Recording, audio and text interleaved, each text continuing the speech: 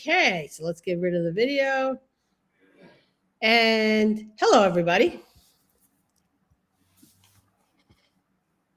Hello. Okay, so what we're going to talk about today. So, if you watched the Covered. podcast, not the podcast, the book club that we did on Sunday, one of the things we got into was joy. Right. So, I think what we wanted to talk about today was joy in the workplace. Okay. And yes, you can have joy, but I think one of the times we see so often on Facebook, okay, um, unhappy groomers, unhappy owners, um, people who are really miserable in their jobs. So let's talk about maybe how we get around that. And I want to start off today with Michelle. So Michelle, tell us your story. Oh my God, which one? Maybe before we got started. I am doing my grand exit from salon work. That's what I'm doing. And I planned it. My last day will be July 9th.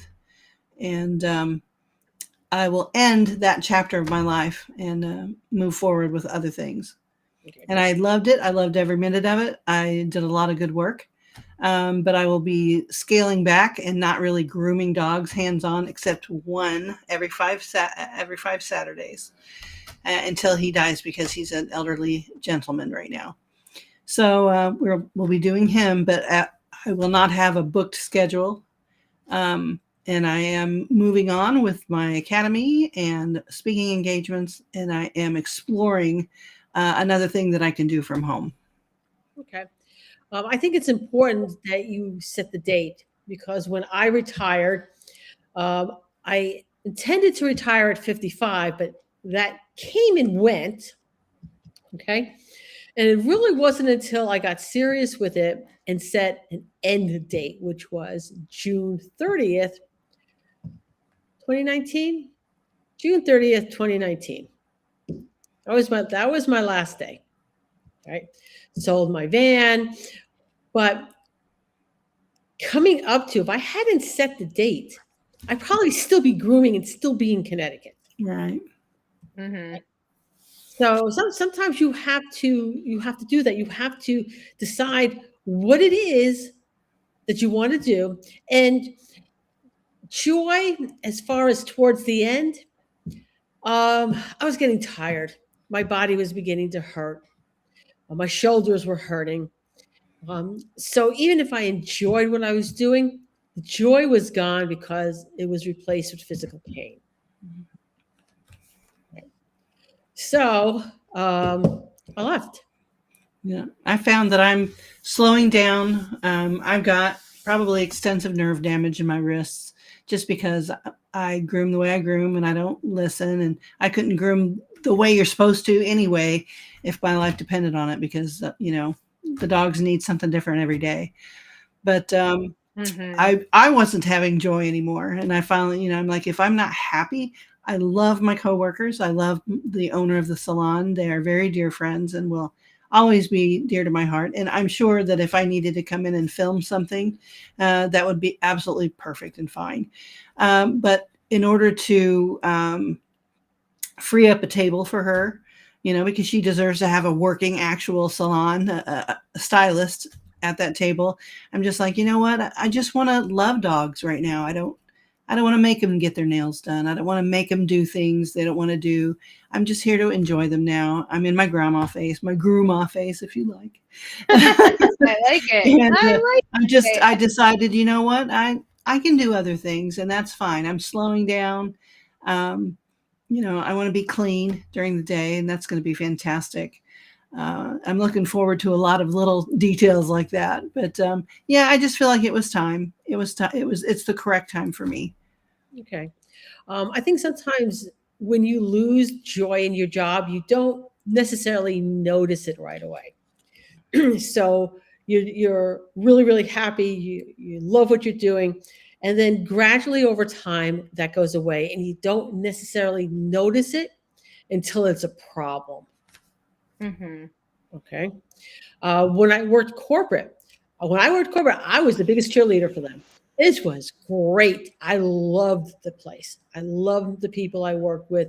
I loved the people in the store, the other employees, people coming in. I had great bosses, and it was great until it wasn't.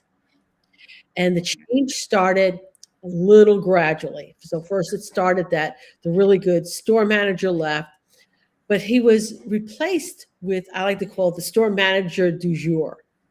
Okay. So until they replaced him, they were just sending store managers from other stores to cover the store. And some of them were really good and great to work with, and some of them were not. So it just went from being the best place in the world to work to some place that was terrible. And I was not only, joy wasn't even there anymore, I was unhappy. Right. So, how many places have we worked where we've been unhappy? Right. And that's not to say that the other groomers there were as unhappy as I was. All right. What made it, what made the place really good for me to work initially was the store manager who let me do whatever I want. It wasn't down my back or anything like that. And then I had the store manager who was constantly down my back. And that might work for some people who want that structure. It did not work for me anymore. Okay. So I think part of that was recognizing, and the store manager not being, well, I'm going to say, a good manager, to realize that if he just left me alone and let me do my job, I produced so much for that shop. Okay. So now I'm going to bring it over to you, Denise, because you have like 3 locations and lots of employees. So what's the question? Okay, I missed it. The What's first, what's the biggest question? Give me this. all right. So this is going to be like a multi-part thing. All right. Yes. What's You, the first part? from the owner's perspective, all right, what gives you joy? Watching my employees grow. Super easy.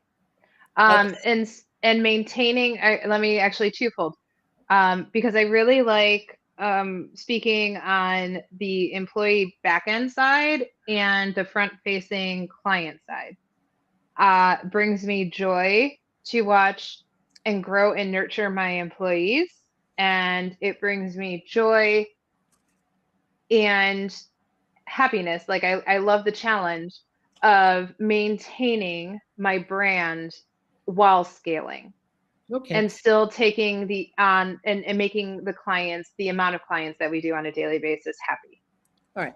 So when I was no longer feeling joy working for corporate, I left. I started my own business. Okay. So then I refound my joy again. Okay. And if we go through the years, there were times where there were clients who did not make me happy, and were starting to impact my whole outlook on my business. All right.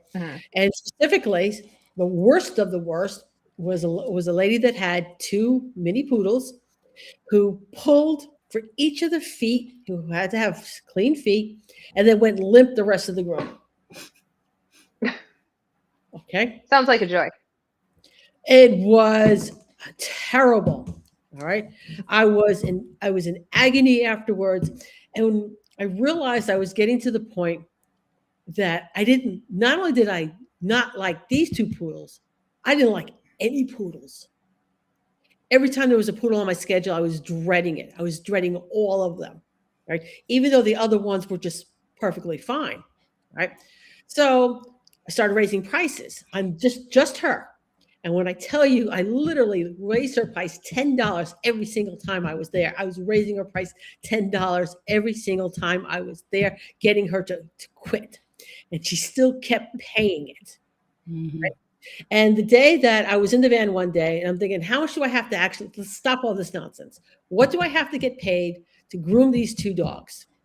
And I was up to, and this is like back in 2005, okay? I was up to $500 per dog, okay? And I still didn't want to groom the dogs. Money can't buy happiness, huh? Nope. Sometimes there's not a happy price. Right. And I realized when I was getting up to that, the thing that I didn't have a happy price. And Mhm. then, so I fired her. Okay. And I took the easy way out and I complained about my wrists and said, I can't do poodle feet anymore. And that was really important to her. So she was agreed to find another groomer. And I was like, thank God. But what happened after I got rid of her, I started enjoying poodles again. Mhm. All right. So I think being happy and having a joy in your job, I think that's really important because that to prevent burnout, because I was really close to burnout at that point. Right. So now back to you, Denise. Yes.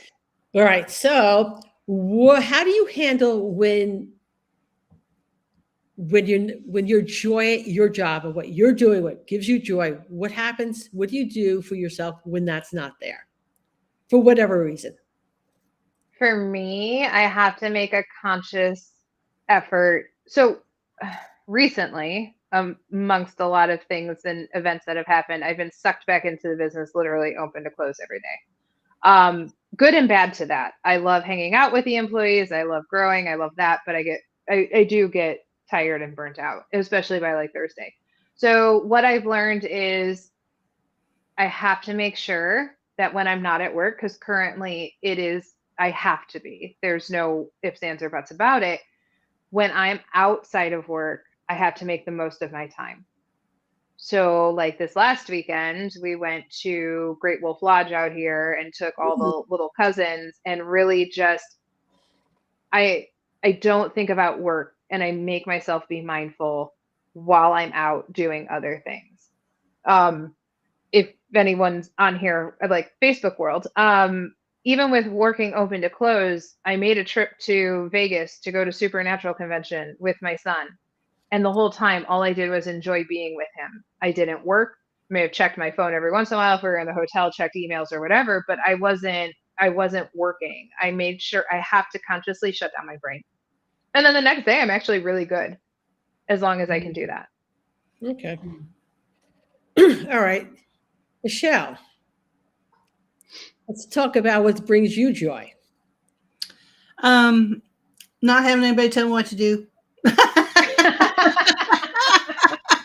I pretty much lived my life that way, pioneering the things that weren't well known and doing that. So I've worked in a space that I could basically do what I needed to do, um, and I feel like at this moment I get to do that for the next chapter in something else. You know, that's what I like. I'm a structured person within myself, so I have my own structure. But to have somebody try to tell me, well, we need it done this way, I'm like, I can't even operate like that, especially in my later years. I just can't. I've been through it. I've seen enough. I've been through enough. But that's just me, and I realize that a lot of people do need that structure. Um, so, yeah. All right. So when I made the decision to leave corporate and start my own business, it was just the way things fell that worked out for me. But if that had not happened, I mean, I could have gone work for somebody else. All right. So I think you're responsible. Yes, I know we all have to work, we all need to have a job, but you do have options if you are unhappy at work. I mean, if you're going home Absolutely. and you're crying, right? Whether you're the business owner or you're the employee, if you're going home and you're crying, all right, you need to reevaluate what your options are. Mhm. And there are more options than you think. There are, and you have to trust in that because I'm probably the hardest employee to hire because I am so very independent. And if I can find a job somewhere at a salon that will tolerate my crap, then you can absolutely. You just have to weigh it against what value you bring and if the people there are willing to work with you so that you could blossom. And there's so many salons that are looking for somebody that suits them. And you should be looking for a salon that suits you as well. Just because the first 15 don't work out, there's going to be one that does, and you're going to be Mhm. happy, and you'll be the peg that fits perfectly in the hole there. You should never give that up. Don't give it up. One or two, oh, it was nasty, they didn't like me, or blah blah. I have had a job that I was only there for a day, and they didn't like me for whatever reason. And I can tell you the circumstances. I didn't do anything wrong. I was doing a Scotty, and for some reason, they just didn't like the way I held the clippers. Like it was that minuscule, and I was just like, "Oh, okay, no problem." I took my stuff and I left, and I ended up finding some really wonderful jobs.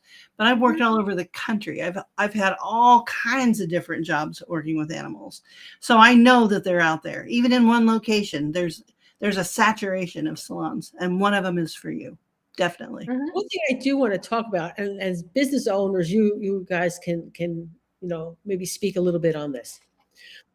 Sometimes the reason everybody's unhappy is because of you. Okay. I'm guilty. No, I am.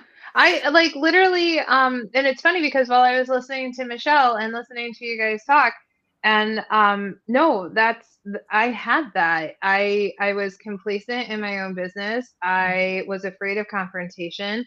I allowed the wrong people the control to sort of do whatever because I just didn't want to deal with it. I was the cause, and it was and actually also bringing up a little bit on our book club from Sunday, the word dread. Like I dreaded going into work. I hated it. I hated every part of it, and I knew I had to change something. Then people started weeding themselves out, and it started a snowball effect. And then when I really self-assessed everything and I saw where everything was at, I sat there for almost 2 years and walked in every day with my head held high to prove to the people who had false sense of who I was from toxic people and gossipies and stories that weren't true, and proved on a daily basis that I wasn't that person, and I changed it. And actually, Mhm. I have two of that original staff from that time. Not original, but like two from that weird, funky time still with Nice. me. It was about 3 years ago. And they know what it was like and they know what I did. And they like, and our environment is really cool now. Like there's laughing all the time and there's all that stuff. But I mean, I was a product of that. I did it. So, nope. So but there's self-assessment that has to go in that. I have a Mhm. family member who can't keep a job. Okay. There's always something wrong with the job. Every single job, there's something wrong with. Doesn't matter where it is. And she's gone through dozens of jobs. And she goes into a job thinking this is going to be just like the others, and she's not disappointed. Okay. But she doesn't look within. All right. So sometimes you may have to look within to see what the problem is and how you can fix it. And that is not an easy thing to do. It requires time and honesty, and sometimes really, oh, I can't believe I did that. Mhm. Mhm. So I'll start with Denise. What would be some of your suggestions if you think somebody needs to look inward? Where should they start? Oh gosh, that's a loaded question. That's a big one, Mary. Where should they start? I mean, Um, I would say if you're constantly, sort of like what you just said, if you're constantly hearing, like if I'm constantly coming home and saying, I can't stand this, there's something else going on. Like really, if I'm feeling this way on a daily basis and everyone is annoying me, guess what? Everyone's not annoying me. I'm the one who's not balanced. Mhm. I'm annoying them. So yeah, they're not really. I mean, they're annoying me, but like, yeah, exactly. If it's me, so like, I don't. I've always been really self-aware, so I'm probably not the best person. I can. Therapists love me. They like I can walk in and I can nail what my strengths are and what my weaknesses are, and like therapists love me because I'm very self-aware. So I'm probably not the best. I know when things are off and I just have to fix it. okay. So for me, where if I am looking inward, um, there's two things I'll do. One of it is that I will take time and meditate, right? Time to journal. And the second one, and this is where having a good support partner is, I will ask my husband. My husband has no problem letting me know where he thinks I'm screwing up. Okay. That's nice. You also Yeah. you have to be emotionally intelligent though in order to accept that. Yes. Mhm. So he says, "Well, I'm telling him I'm having a problem with this, and this is what I'm doing." He can see a different perspective. I'm like, "Well, yeah, you're being a bitch, so why don't you change?" Like, you know, not necessarily just only that, but he'll have like real suggestions on why, uh, what the core problem is. Sometimes it's hard for us to see what the core problem is. Mhm. I use the method of if I'm not being happy where I'm at for whatever reason, I take a step back and take some time to think about what would be my perfect scenario. What is it that I actually want? Do I want to walk in there every day and just do whatever and whatever it is that's conflicting with me? Or do I want to do it differently? Then you start looking for places that will coincide with that. And you might have to go through a few until you find but you have to know what you're looking for and what you need out of it before you can Mhm. possibly find it. Because if you're just willy nilly going from shop to shop, there is a give and take about that. They're there to employ you and to make money and to help dogs. And that has to be your ultimate goal as well. You can't just say, well, I want it this way, so whatever. You have to have value wherever you go. If you don't add value, they don't really need you there. So you have to find out what it is, what value it is that you offer, what scenario would make you the happiest. Do you want to go home after you're done? Do you want to be paid a certain way? Do you want to be treated a certain way? All those little things that you think will make you happy or you envision in your mind. I want it to be this way. And then you find the one that's closest to your vision because you know what you're looking for, that you could rock the table, that you could absolutely run the dogs through and get them done and everybody's happy. And that's the best case scenario, and then you just have to work with whatever personalities are there. If there are different types of personalities, you still can get along with everybody. Just like I talked to the autistic group, the the neuro group, we call it, I guess. Everybody says, well, I have needs. I'm autistic or I'm ADHD. So I work this way and that way. And I'm like, well, listen, that's all fine and good to know all those things about you, but you can't impose yourself on somebody that employs you. You have the responsibility to know what you can and cannot take, what you can and cannot do. And you have to go forward knowing that, okay, are the rules in the handbook going to be okay for me? And do I have an employer that I can work with? You have the ultimate responsibility for bringing value to that salon, or else you're just a crybaby, saying, oh, well, I have this, I have that, and they won't work with me. Well, Mhm. you got to grow up. You got to grow up. Many, many neurodivergent people have jobs and are happy and bring value to their workplace. That's not out of line to ask that. So it's a give and Mm-mm. take. Yeah, it's an absolute give and take.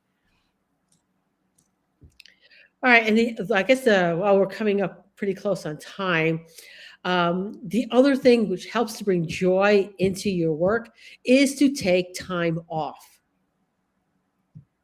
All right, and someplace where you, like when I go on vacation, I might take my phone because my games and navigation is on my phone. You got to have your Right. games. Gotta. Oh yeah. Gotta have the Yeah. games, okay, but my computer stays home. Mhm. I'm going to put a message. In fact, I ought to really check my messages to make sure I still don't have a vacation message on it. Might be a good thing to check. So if you send me an email and you automatically get a response saying I'm on vacation, actually I'm not. Let me know. I have to go in and change that. Uh, but making sure you're having time to decompress, to get your mind off of that hamster wheel, so your brain gets an opportunity to reset. Mhm.